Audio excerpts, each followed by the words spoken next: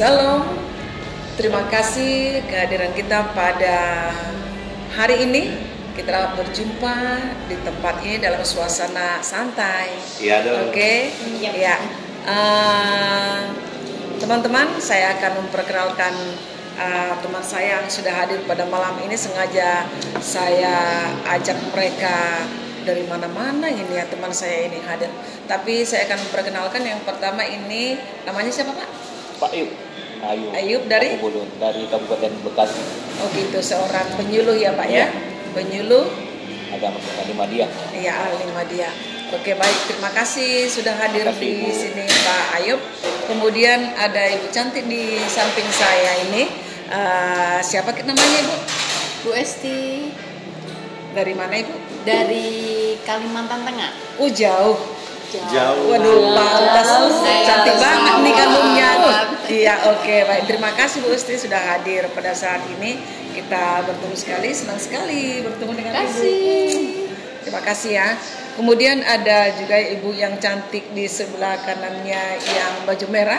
Kira-kira siapa namanya Bu? Hai, selamat malam. Malam. Saya Ibu Nani. Saya penyuluh agama Kristen Ahmadiyah dari Kabupaten Tangerang. Kabupaten Tangerang. Dekat dong Bu. Tangerang. Iya, dekat ya. Saya Bu. Oh gitu. Ya, oke, terima kasih Bu Nani Siahaan dari Kabupaten Tangerang. Ini kampungnya ya. Kemudian ada juga di sebelahnya Bapak Ganteng. Iya. Ya. Siapa namanya Pak? Ya, nama saya Sandi Hutahaya. Hutahaya, Parhuta-Huta. Ya, Parhuta-Huta. Orang Ya, Batak. udah pastikan dari wajahnya asli muka Batak. Oke. Ya, dari mana Pak? Dari Kota Bandung, penyuluh agama Kristen. Oh, Bandung. Pariban dari Bandung dong. Iya, kalau Oh kita gitu. Oke, Pariban terima Bandung. kasih Pak Sandi Hutahayan dari Bandung. Ada lagi cantik satu lagi undangan saya di sini. Siapa namanya Ibu? Hai, nama saya Christine. Saya dari Sumba Barat Daya. Wow, jauh Iya, ya. jauh banget. NTT. NTT. Oh gitu. Sudah jelas ya. Boleh dong. Iya. Iya begitu. Saya masih penyuluh Ahmadiyah. Kami Ahmadiyah? muda. Muda, maaf. Oh iya. Keburu mau ahli Kelihatan. Ahli pertama. Ya, dari wajahnya. Oke. Baik, terima Jauh kasih. ya dari transportnya Iya. nanti harus itu lah. Oh gitu. Transportnya jangan lupa. Dari NTT itu kan? Nusa Tenggara Timur. Nusa Tenggara Timur. Masih jauh itu dari Flores? Tidak tentu. Nusa Tenggara Timur, Sumba itu pulaunya Masih berdekatan jauh. dengan Oh gitu. Flores. Masih jauh itu dari itu? Lebih apa jauh, itu? kalau dari Kupang? sini Apa lebih jauh cinta Flores. itu? Apa itu? Dari Kupang bukan? Tempat itu, tempat wisata itu. Pulau Komodo. Satu lagi. Yang NTT yang Iya tempat itu tadi, Kayak tempat Sabana rekreasi gitu? itu. Yang Tempat pilih itu. Labuan Bajo. Labuan Bajo. itu bisa Mbak Penny. Masih jauh. Masih kalau dari Pulau Jawa, Sumba lebih dekat. Sumba itu lebih dekat, pulaunya lebih dekat kalau kita dari Jawa. Jadi mau ke Flores itu melewati Pulau Sumba dulu. Oh gitu. Iya, karena NTT ini bukan kayak Pulau Jawa. Di Pulau Jawa itu ada berapa provinsi ya? 4 ya sekarang ya. Jawa Barat, Jawa Timur, Barat. Jawa Tengah. Ya begitu deh. Iya. Pokoknya Ya, itu gitulah. kan Iya. Oke. dalam satu pulau itu ada beberapa provinsi kalau di Jawa. Oke. Sedangkan kalau di NTT ini satu provinsi ada beberapa pulau gitu. Oh gitu. Iya, karena kan pemahaman orang-orang itu NTT itu satu. Jadi Oke. iya deket ya ini. Jadi terbalik ya. Terbalik. Kalau di NTT itu Iya. satu provinsi banyak pulau. Sedangkan di sini satu pulau banyak provinsi. Jadi terbalik begitu ya. Tapi itu semuanya saling yang membawa ciri khas masing-masing ya. Iya. Ya, jadi terima kasih Bapak Ibu yang sudah hadir pada hari ini dengan suasana santai. Kita harus berbagi ilmu, berbagi pendapat, berbagi hal lainnya ya. Ada lagi yang mau dibagi kira-kira? Apa yang harus dibagi? banyak ya. Banyak pengetahuan. Iya. Baik, terima kasih. Untuk zaman sekarang ini, di tahun ini, tahun lalu juga sih sudah ya, itu begitu sangat masih booming itu mengenai stunting ya. Stunting ini pernah saya dengar tentang apa kira-kira ya, tapi memang stunting ini menjadi satu pembelajaran ya, karena memang di KPPA itu stunting itu dibahas begitu ya. Sering sekali kita mendengar itu bahwa stunting itu sebenarnya menjadi satu perhatian baik pemerintah, demikian juga seluruh masyarakat Indonesia ini juga. Kita mungkin sebagai penyuluh, baik itu penyuluh pertama, penyuluh muda, penyuluh ahli media ya.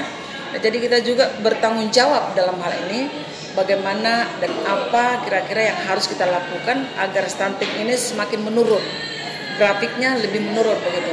Nah, jadi Bapak Ibu semuanya kita akan membahas mengenai stunting.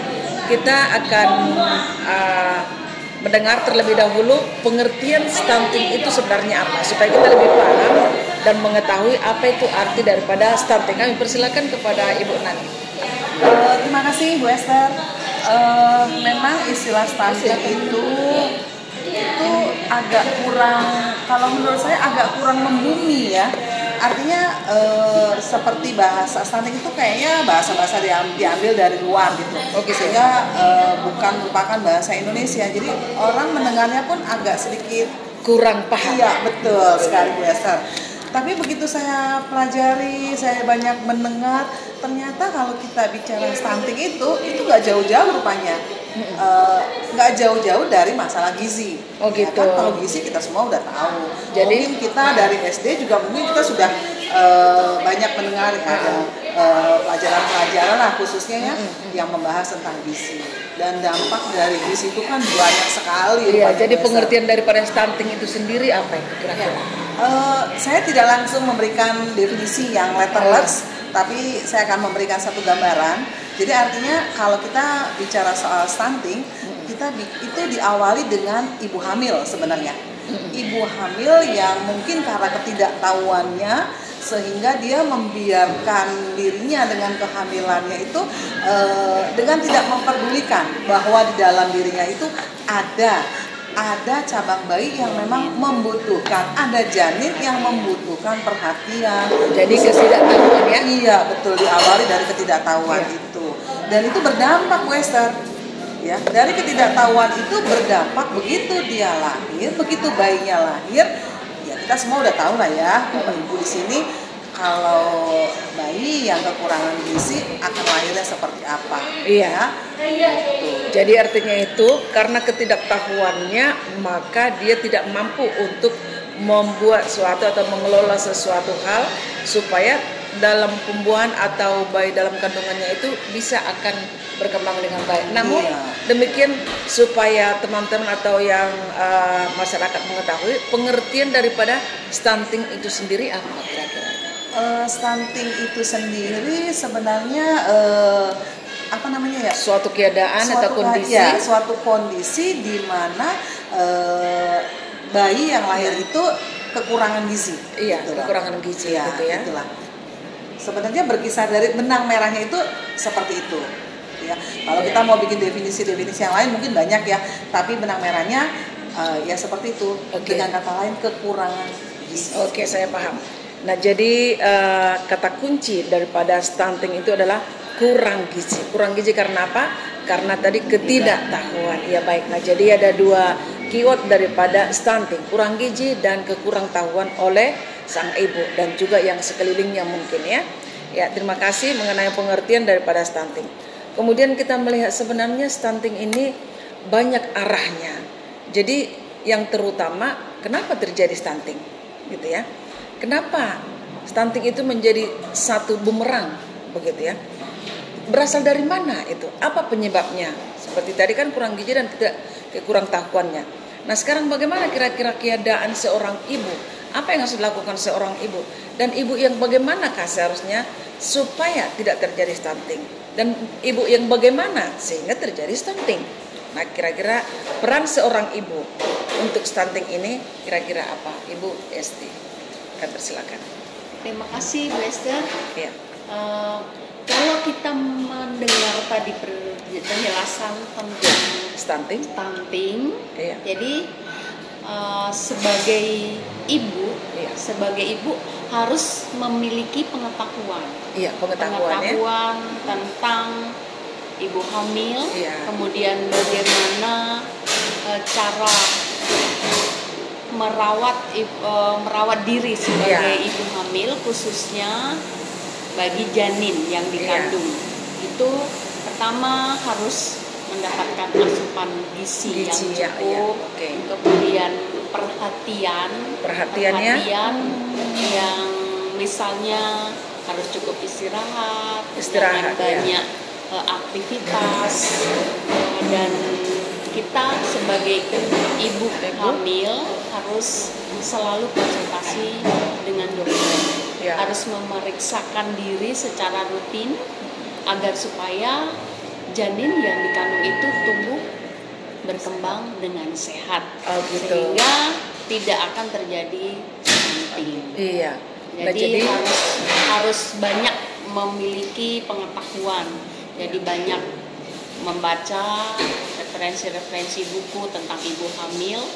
Jadi kita sebagai ibu muda, ibu yang sedang hamil harus mempunyai bekal yang cukup untuk membekali diri seperti supaya orang tidak mau terjadi ke sekolah stunting. dong, bekal begitu ya. Iya. Supaya tidak kelaparan gitu. Iya, Ibu. Oh gitu, iya.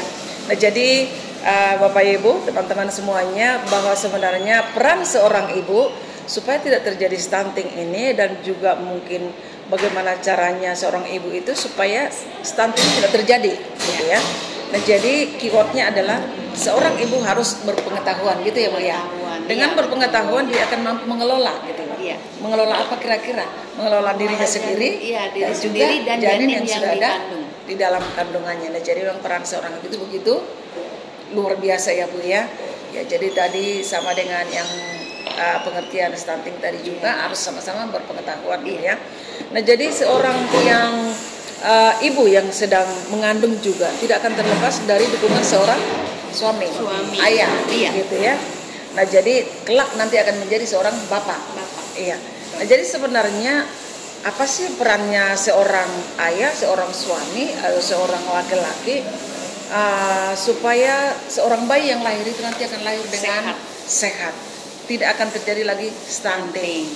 Apa kira-kira yang harus dilakukan seorang ayah? Berarti dia nggak mengandung kan? Iya. Oh, tapi perlu. Oh iya. Tapi kan memberikan. Tapi perlu juga. Oh gitu. Mengandung nasi, gitu ya. Iya. Jadi memang seorang ayah itu perlu juga peranannya. Iya. Oh iya jelas. Oh gitu. Oke, kalau begitu kita akan menyerahkan kepada seorang bapak yang ini kah atau yang itu kah? Bapak Ibu, kita akan mendengarkan peranan seorang ayah kepada seorang bayi yang sedang dikandung oleh seorang ibu supaya tidak stunting nanti lahirnya, atau supaya sehat dia lahirnya. Apa kira-kira peranannya, apa yang harus dilakukan, dan bagaimana dia peranannya di dalam keluarga dan bagi seorang ibu hamil. Kami persilakan kepada Pak Sandi Utahaya. Oke, baik, terima kasih Bu Esther buat kesempatan saya berbagi hari ini. Kesempatan yang baik untuk sharing bersama dengan teman-teman kita yang ada di sana yang menyaksikan kali ini. Kalau berbicara mengenai peranan laki-laki itu pasti dua ya, suami dan sebagai bapak. Oke. Nah, kita akan bahas satu persatu nih. Yang pertama sebagai suami. Kalau berbicara tadi udah dijelasin pengertiannya, itu masalah gizi. Tentu untuk memenuhi semua gizi itu dibutuhkan biaya, kan? Jadi peran seorang suami itu yang paling utama adalah mencukupkan semua secara materi supaya istri bisa beli semuanya kebutuhan gizi itu. Dia kerja, jangan jadi pemangkas.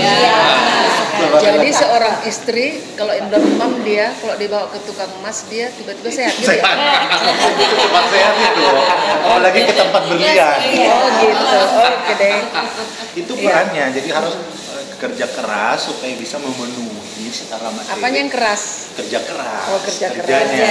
Kerja keras, kerja cerdas. Apanya lagi yang keras? Ibu. Kerja cerdas, Pak. Kerja cerdas. Kerja cerdas dan keras.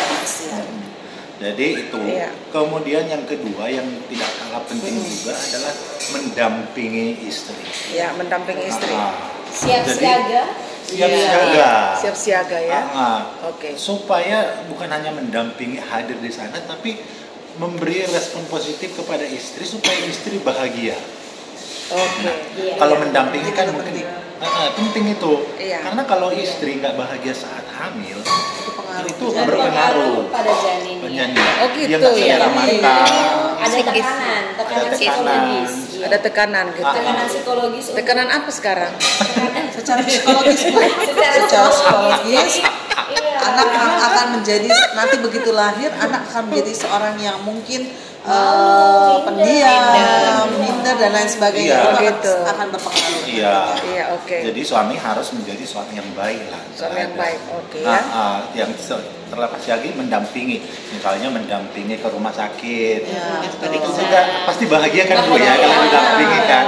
Jadi harus merasa istri nggak merasa sendirian gitu ya Pak Sandi. Iya. Dalam mengontrol diantar. digandeng, kalau perlu digandeng gitu kan. Kalau perlu digendong. Pernah jadi gandeng, digendong. Oke, jadi itu ya. Kalau masalah gendong itu jagonya laki-laki. Iya. Kuat ya Pak ya. Wah. Jadi itu peranannya ya. Peranannya sebagai suami. Yang Iya. kedua nih, peranannya sebagai ayah. Oh, sebagai ayah. Oke. Sebagai orang tua untuk anak itu kan ini masalah Iya. stunting, masalah kekurangan gizi pada Iya. anak. Oke. Jadi peranan ayah tidak terlepas juga ya yang pertama tadi ya kebutuhan, yang selanjutnya untuk anak. Ayah juga harus ambil peranan gitu loh. Memperhatikan minimal itu mengingatkan istri, konsultasi komunikasi dengan istri tentang gizi anak, tentang makanan anak. Udah seperti apa mengingatkan istri. Oh, gitu. Udah belanja bila perlu ditemani belanja, waktu belanja biar bisa mengingatkan ya. Ya, 4 sehat 5 sempurna. Marah nggak? belum Nggak Pak kalau nemenin belanjanya ini lama-lama? Oh enggak, kalau saya kan orangnya sabar kan. Udah teruji penyuluh. Sudah teruji. Kita langsung ambil keranjangnya loh. Kita ikuti kemana-mana. biasa. Cuma kalau lama mukanya aja berubah. Ketat ya. Iya. Oke. Nah, jadi ada dua ya. Iya. Nah, jadi dalam peranan seorang ayah itu apa kira-kira, terus peranan seorang suami itu bagaimana gitu ya. Ada lagi kira-kira?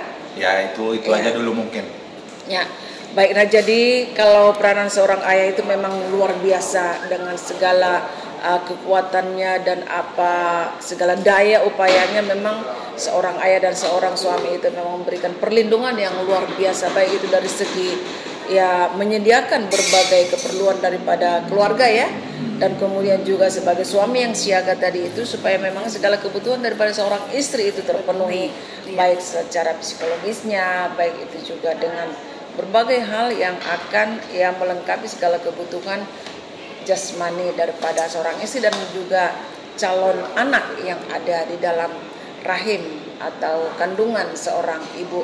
Nah, jadi luar biasa lengkap ya, tadi pengertian daripada stunting sudah, kemudian ada peranan ibu dan peranan seorang ayah. Nah, yang paling penting sekarang yang harus kita dengarkan teman-teman semuanya pemirsa, bahwa sebenarnya ditinjau dari segi teologisnya sebenarnya stunting itu apa sih? Ya, jadi stunting itu dari segi teologisnya coba kita bahas kira-kira apa, bagaimana, apa dasarnya stunting itu sehingga itu perlu menjadi satu pembahasan bagi kita secara khusus untuk penyuluh agama.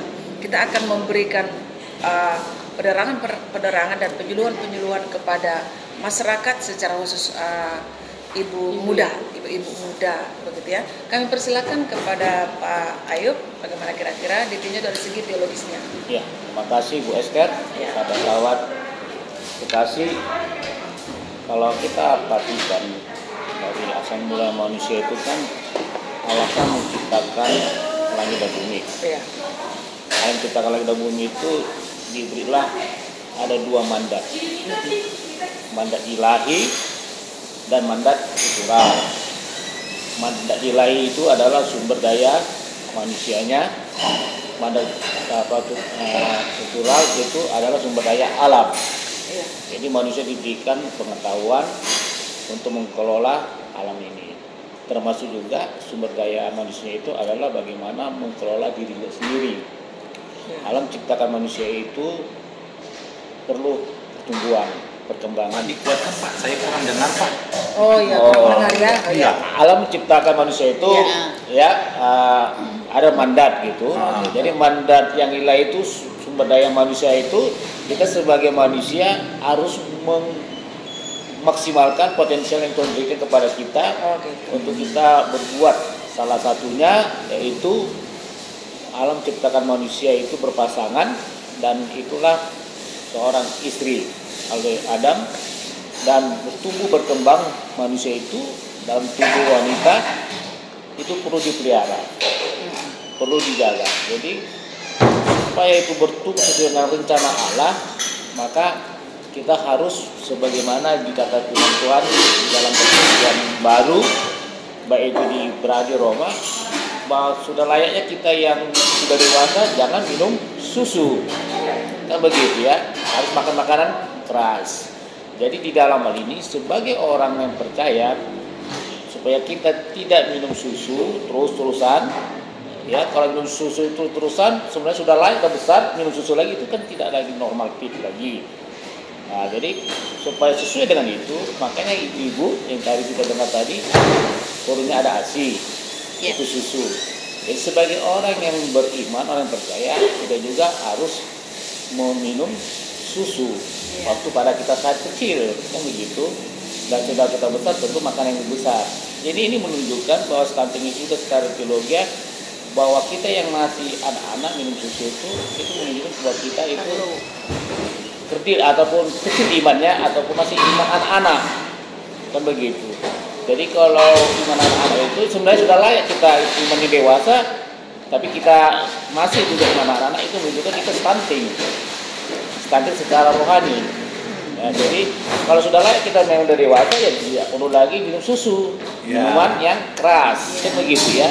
Nah, jadi kalau kita sudah dewasa, sudah percaya itu sudah 10 tahun, 15 tahun, tapi seperti anak-anak lagi, itu sudah menunjukkan stunting rohani kita. Nah, jadi supaya itu sebagai penyuluh kita, bagaimana kita memberi penerangan supaya jemaat atau yang kita layani, warga binaan kita, supaya iman itu bertumbuh. Nah, kalaupun mungkin mereka baru, kita ajari dengan kebenaran firman Tuhan yang lunak. Kalau bertumbuh sesuai dengan kelas dan imannya, maka kita akan memberi pengajaran semakin meningkat. Jadi itulah. Oke. Nah, jadi dasar teologisnya berarti bahwa Tuhan itu telah menciptakan manusia itu berpasangan, dan memang setelah berpasangan Tuhan akan menjanjikan bahwa kamu akan berketurunan, begitu ya. Jadi keturunan daripada orang-orang yang dikasihi oleh Tuhan adalah keturunan yang memiliki masa depan yang luar biasa, begitu ya. Orang yang memiliki masa depan yang luar biasa adalah orang yang sehat tentunya, sehat panjang umur, dan tentunya dia mampu bekerja di ladang, bekerja di mana-mana pun apabila dia sudah sehat. Nah, jadi artinya apabila dia tidak sehat, maka tidak akan dapat bekerja. Begitu kira-kira ya Pak ya. Apakah ada hal lain? Ada itu secara rohani juga seperti itu, dengan dia bertumbuh dia bisa melayani Tuhan, gitu kan. Bisa mungkin jadi pendeta, menjadi pelayan Tuhan aktif. Kalau tak bertumbuh imannya, saya rasa dia tetap sebagai anggota Tuhan aja, pendengar, bahkan mungkin lari dari gereja kalau tak imannya bertumbuh. Ya. Nah, jadi dalam hal ini bahwa sebenarnya masih banyak lagi yang harus kita gali dari segi teologisnya, namun dalam hal ini secara singkat ya, bahwa sebenarnya Tuhan itu tidak pernah membiarkan manusia itu berada di dalam satu hal yang tidak berkembang. Namun Tuhan selalu memberkati manusia itu agar manusia itu memiliki masa depan yang baik dan benar di hadapan Tuhan, dan memang manusia itu tidak boleh stagnan, artinya itu dia harus terus hidup, terus berjuang, dan terus berkembang, terus bertumbuh supaya berbuah. Ya, di dalam berbuah ini maka akan terjadi satu perkembangan yang luar biasa. Demikian juga seorang ibu yang sudah mengandung, sehingga dengan bibit yang sudah memang Tuhan berikan kepada sebuah keluarga, itu akan dipelihara dengan baik, akan dijaga dengan baik supaya nantinya kelak menjadi anak-anak Tuhan yang Tuhan berkati. Ya, anak yang Tuhan berkati adalah anak yang sehat, mempunyai masa depan yang baik, dan orang yang mampu memberikan dengan segala daya upaya seorang, sama seperti Simpson. Iya. Nah, jadi artinya itu bahwa sebenarnya di dalam kehidupan ini bahwa manusia itu adalah sesuatu hal yang harus kita perjuangkan. Nah, yang terakhir Bapak Ibu, teman-teman semuanya, sebenarnya dampak daripada stunting ini ada dan sangat luar biasa. Kira-kira apa dampaknya ya? Mari kita serahkan kepada Ibu. Ya, dampak dari stunting ini tentunya akan sangat berdampak buruk pada pertumbuhan si anak ini. Si anak ini ketika dia lahir, dia tidak akan bisa bertumbuh seperti manusia normal biasa. Tidak normal lagi. Iya, artinya dia sedikit terbir lah. Oh gitu. Iya. Secara jasmani gitu ya? Secara jasmaninya dia ini pertumbuhannya nggak bisa sama seperti anak-anak yang biasanya. Kemudian secara IQ-nya gitu ya? IQ-nya tidak bisa bertumbuh seperti manusia biasa, juga dia agak menurun. Tidak cerdas ya? Agak ya tidak cerdas begitu. Kemudian itu akan berpengaruh juga pada perkembangan pada generasi selanjutnya. Iya, jadi generasinya kurang dan itu nanti akan melambat berdampak pada perkembangan dalam jiwa si anak dan juga di dalam kehidupan berbangsa dan bernegara, karena anak-anak ini merupakan generasi bangsa, penerus bangsa. Ketika anak ini dia bertumbuh menjadi anak yang sehat dan memiliki IQ yang cerdas, dia akan bisa membangun bangsa kita menjadi bangsa yang luar biasa. Oh, jadi dampaknya itu tadi ya? Dampaknya itu tadi. Oke. Makanya dibilang dalam tubuh yang sehat terdapat jiwa yang mensano in corpore sano. Ya, nah jadi baik Bapak Ibu, para pemirsa semuanya, mengenai stunting ini kita sudah memahami tadi dari segi pengertiannya. Demikian juga bagaimana begitu tingginya, begitu besarnya peranan seorang ibu untuk anak yang sedang dikandung di dalam kandungannya. Demikian juga peranan seorang ayah. Dan juga dari segi teologisnya tadi kita sudah bahas sedikit, dan nanti akan kelanjutannya mungkin akan kita lebih perdalam lagi. Apa kita mendengarkan mengenai dampak daripada stunting itu luar biasa. Nah, jadi Bapak Ibu pemirsa sekalian, sebenarnya ini satu pembelajaran yang sangat luar biasa supaya stunting itu akan semakin menurun, grafiknya menurun. Ada banyak hal yang harus kita lakukan.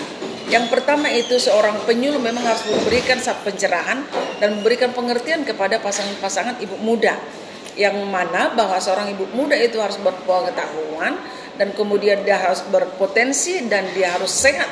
Yang pertama tubuh jasmaninya, demikian juga ya secara kandungan juga dia harus dapat menyimpan bibit yang baik dan supaya berkembang dengan baik. Nah, jadi Bapak Ibu memang luar biasa,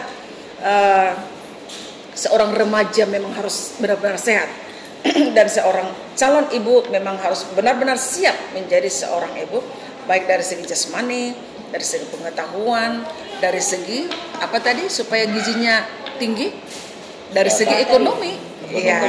Jadi dari segi ekonominya juga dia harus memang siap. Demikian juga secara psikis. Makanya seorang wanita atau seorang pria menikah dini itu tidak baik.